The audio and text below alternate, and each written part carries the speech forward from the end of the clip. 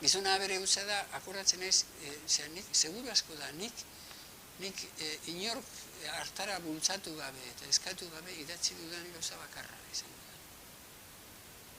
Eta hain zuzen idatzi nuen reakzio bezala bi gauzari esango nuke reakzio, eta iruri, en konkreto iruri ere bai.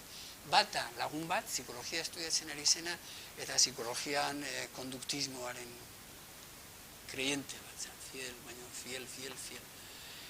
Baina reakzio bata, pixka bat, nik eredatu nuen katolizismoaren aurka, obligatu nahi izan gintuen aingeruak izatera eta ez abereak. Eta esan behar zeguna zan, aberetxo bat aiz eta orain kontuz. Aberetxo bat aiz, orain saiatu adi bidean ibiltzen. Baina ez adi saiatu aingerua izaten, ze estupido geria bat.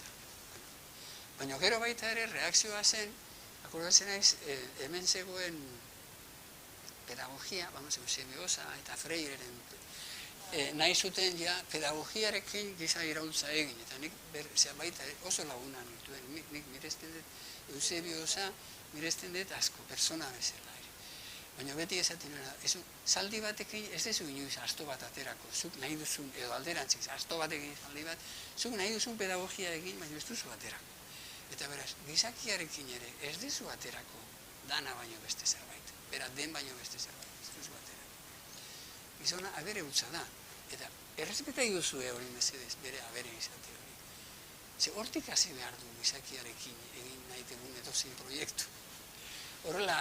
Horrela sortutakoa da liburu hori, eta segurazko da bai nire inguruarekin arreglo de cuentas bat, eta baita nirea izan zen katolizismo.